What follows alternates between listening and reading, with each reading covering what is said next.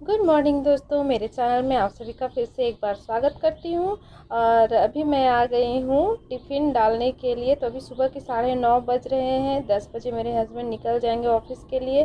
तो इसीलिए मैं यहाँ पर गाजर, टमाटर और खीरा को अच्छे से धो ली हूँ और इसका छिलका उतार कर इसे टिफ़िन में ही काट दे रही हूँ। तो इसके अलावा वो अंकुरित भी ले जाते हैं, लेकिन अंकुरित मैं 2-3 दिन से भिगा ही नहीं रही हूँ।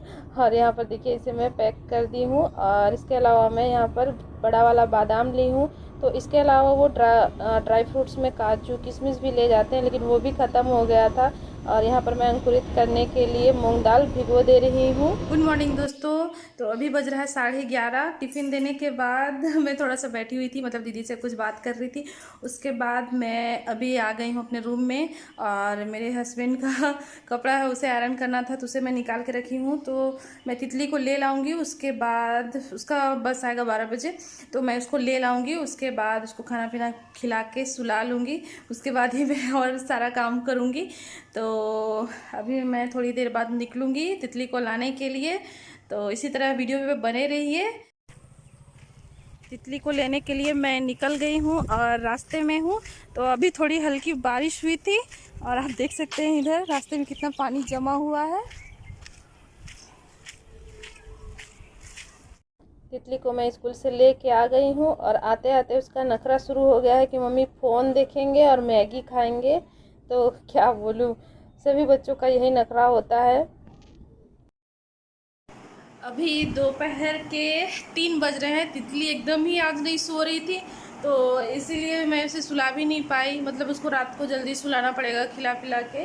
और देख सकते हैं मेरा रूम में आज कितना ज़्यादा रोशनी आ रहा है, क्योंकि जो मेरा घर है उसके ठीक बगल में बांस का जो पौधा था, पौधा नहीं पेड़ तो वो बहुत बड़ा बड़ा हो गया था और हम लोग के खिड़की की तरफ भी अंदर चला आ रहा था।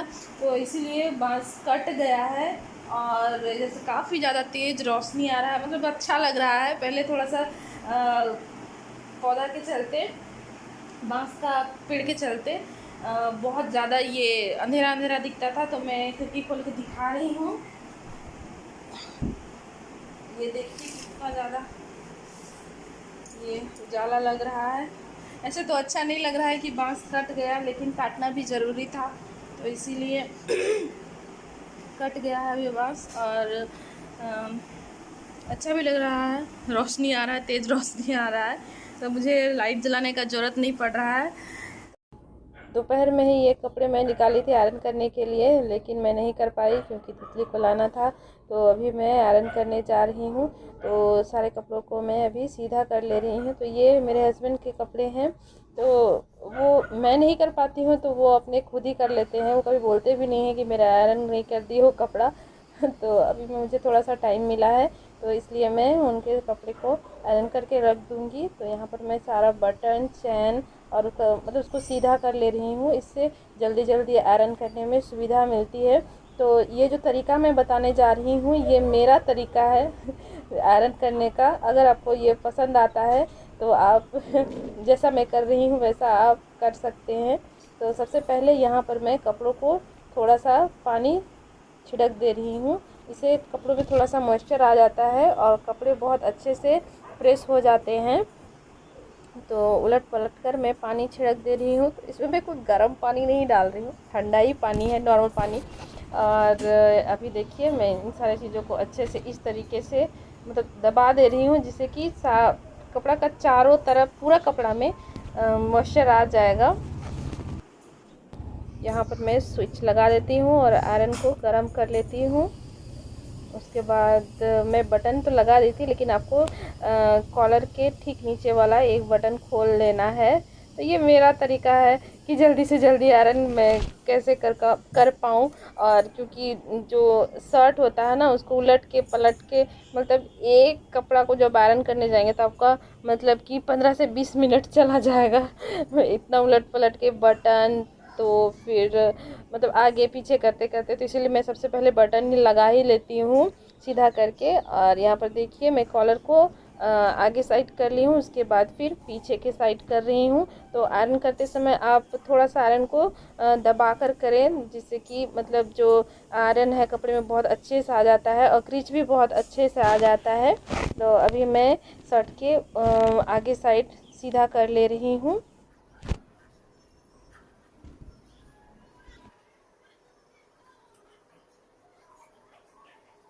बटन के आसपास के जगह को छोड़कर मैं बाकी सारे जगह को भी आयरन कर ले रही हूँ। और उसके बाद फिर बटन के अगल बगल में थोड़ा थोड़ा दबा देती हूँ। आप चाहे तो बटन को खोलकर भी एक बार आयरन कर सकते हैं, लेकिन मुझे ऐसा लगता है कि उसमें बहुत ज़्यादा टाइम वेस्ट होता है, तो इसीलिए मैं ऐसा नहीं करती हूँ। अगर आपको लगता है कि वहाँ पर करना चाहिए तो आप कर सकते हैं। तो ये तो रहा मेरा तरीका। आयरन करते समय आपको ध्यान देना है कि कपड़े कहीं से मुड़ तो नहीं रहे हैं, तो आपको इस बात का ध्यान रखना है और थोड़ा सा सीधा करते जाना है।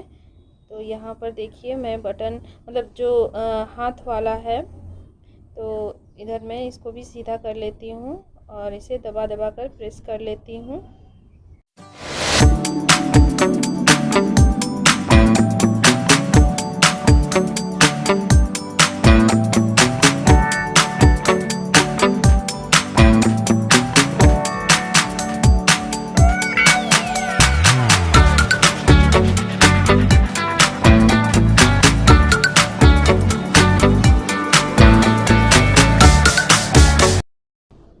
शर्ट के पीछे भी सेम वही प्रोसेस है कि कपड़े को आप थोड़ा सा टान लें, और मतलब कि कपड़ा कहीं से सिकुड़ना नहीं चाहिए और आयरन को थोड़ा सा दबा दबा कर प्रेस करना चाहिए। तो यहाँ पर देखिए ये इस वाले भाग पर आपको थोड़ा सा ज़्यादा ध्यान देना है। शर्ट को आयरन करने के बाद अब बारी आती है इसको मोड़ने की। तो बहुत कोई को मोड़ने नहीं आता है, तो देखिए मैं इस तरीके से शर्ट को मोड़ रही हूँ। तो एक बार शर्ट को इस तरीके से मोड़ने के बाद और उसके बाद फिर ये हाथ वाला जो भाग है उसे भी मैं इस तरीके से मोड़ रही हूँ। और उसके बाद ये दूसरे वाले साइड को, तो यहाँ पर देखिए ये मैं कपड़ों को मोड़ने के बाद एक बार अच्छे से इसमें आयरन चला दी हूँ, तो इससे कपड़े में क्रीच आ जाता है। और कॉलर को भी मैं मोड़ ली हूँ और कॉलर के अगल बगल में भी मैं एक बार आयरन चला दी हूँ। तो सारे कपड़ों को आयरन करने के बाद अभी मैं आप लोगों को लास्ट में एक पैंट आयरन करके दिखा रही हूँ। तो सेम वही प्रोसेस है कि आप सबसे पहले कपड़ा को सीधा कर ले हाथ से दबा के अच्छे से। और जो पैंट होता है ना वो थोड़ा सा मोटा होता है, तो मतलब कि आयरन को और थोड़ा सा ज़्यादा हीट करना पड़ता है और थोड़ा सा और ज़्यादा दबा दबा कर आयरन करना पड़ता है। तो यहाँ पर देखिए मैं जिस तरीके से आयरन कर रही हूँ आप भी बिल्कुल उस तरीके से करेंगे तो आपका कपड़ा बहुत अच्छे से आयरन हो जाएगा।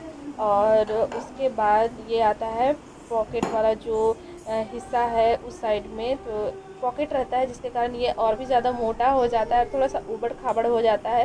तो हाथ से आप मतलब एक हाथ से आप आयरन करें और दूसरे हाथ से थोड़ा सा सीधा करते हुए आयरन करें। और जो पॉकेट वाला साइड है तो वहाँ पर पॉकेट के साइड में आपको थोड़ा सा आयरन को अंदर की ओर डालकर आयरन करना पड़ेगा, जैसा मैं इस तरीके से कर रही हूँ। तो देखिए यहाँ पर इस तरीके से अगर आप पहली बार में भी आयरन करना नहीं जान रहे हैं तो थोड़ा सा टाइम लगेगा और उसके बाद फिर आप सीख जाएंगे आयरन करना। तो सेम प्रोसेस मैं दूसरे साइड वाले पैंट के हिस्से पर आयरन कर रही हूँ। तो ये हिस्सा है पैंट के पीछे का और ये काफ़ी मोटा होता है और इसमें पॉकेट भी होता है, बटन्स भी होते हैं। तो इस जगह पर आपको थोड़ा सा ज़्यादा दबाते हुए करना है आयरन। और यहाँ पर देखिए मेरा पैंट शर्ट मैं सारा आयरन कर चुकी हूँ। तो अभी मैं टोटल इसमें मतलब 3 पैंट और 2 शर्ट थे, तो मुझे आधा ही घंटा लगा है। तो देखिए यहाँ पर मैं इसे मोड़ भी ले रही हूँ, तो दूसरी ओर से मैं इसे पलट दी हूँ और इसमें मैं एक बार आयरन चला दी हूँ और इसे मैं इस तरीके से फ़ोल्ड कर देती हूँ। और अब बारी आती है मतलब जो भी कपड़े होते हैं उसे मैं हैंग करके ही रखती हूँ।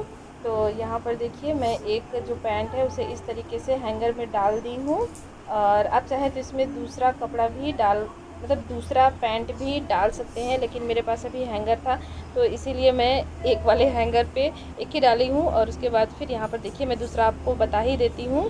तो यहाँ पर देखिए मैं ये दूसरा पैंट ली हूँ और हैंगर को इस तरीके से रख रही हूँ और उसके बाद यहाँ पर इस तरीके से तो शर्ट को मैं जो फोल्ड की थी उसे मैं थोड़ा सा खोल दी हूँ एक साइड, और उसके बाद फिर जिधर आप कॉलर रखे हैं उसको इस तरीके से हैंग कर देना है।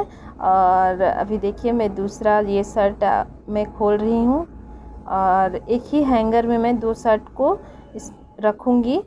तो हैंगर को आपको इस तरीके से रखना है और ये रहा कॉलर के साइड से आपको इस तरीके से अंदर की ओर डाल लेना है। तो देखिए मैं शर्ट और पैंट दोनों को हैंगर में डाल चुकी हूँ और आधे घंटा में मेरा ये 3 शर्ट और 2 पैंट हो गया है रेडी। और अभी शाम का टाइम है तो तितली बोल रही थी मैगी खाएंगे, लेकिन मैं अभी पास्ता उसके लिए बना दे रही हूँ, उसके लिए नहीं मतलब सारे लोगों के लिए। तो अभी मैं मिर्च डाली हूँ और प्याज, उसके बाद फिर गाजर, बीन्स, तो इन सारी चीज़ों को मैं अच्छे से भून लूँगी। तो जो गाजर और बीन्स होते हैं ना उसको भूनने में थोड़ा सा टाइम लगता है, तो इसीलिए मैं इसको पहले भून ली हूँ। उसके बाद शिमला मिर्च को थोड़ा सा भुनी हूँ, फिर यहाँ पर मैं कटा हुआ लहसुन डाल दी हूँ और फिर 2 पका हुआ टमाटर। तो इन सारी चीज़ों को थोड़ा सा नरम होने तक मैं भून लूँगी। तो देखिए ये सारे सब्ज़ी जब मिक्स हो जाते हैं ना, रेड, ग्रीन, वाइट, तो देखने में कितने खूबसूरत लगते हैं और देखते देखते इसका स्वाद काफ़ी ज़्यादा बढ़ जाता है। तो इसमें मैं नमक, हल्दी डाल दी हूँ और इसमें मैं टोमेटो केचप डाल दे रही हूँ और गरम मसाला का पाउडर। तो ये सारी सब्जियां अच्छे से भुन गई हैं और पास्ता मैं पहले से बॉईल करके रखी थी, तो सारे मसाले अच्छे से भुन गए हैं। तो इसके बाद मैं डाल दे रही हूँ पास्ता। और तितली तो बार बार आ रही है और बोल रही है कि मम्मी कब बनेगा। तो मैं भी बना ली हूँ। तो ये तो रहा बहाना पास्ता बनाने का, क्योंकि बच्चे हैं थोड़ा सा जिद करते हैं तो उन्हीं के चलते बनाना पड़ता है और फिर हम लोग सारे फैमिली खा भी लेते हैं इसी बहाने। तो देखिए ये काफ़ी स्वादिष्ट और काफ़ी लजीज लग रहा है, बहुत ही स्वादिष्ट बनने वाला है ये पास्ता रेसिपी। तो ये ब्लॉग मैं और ज़्यादा लंबा नहीं करूँगी, क्योंकि पास्ता खाने के बाद तितली को होमवर्क कराऊंगी, क्योंकि उसको आज नींद नहीं आया है। तो ये ब्लॉग मैं इतने ही दूर तक रखूँगी और मिलते हैं नेक्स्ट ब्लॉग में। तब तक के लिए टाटा बाय बाय।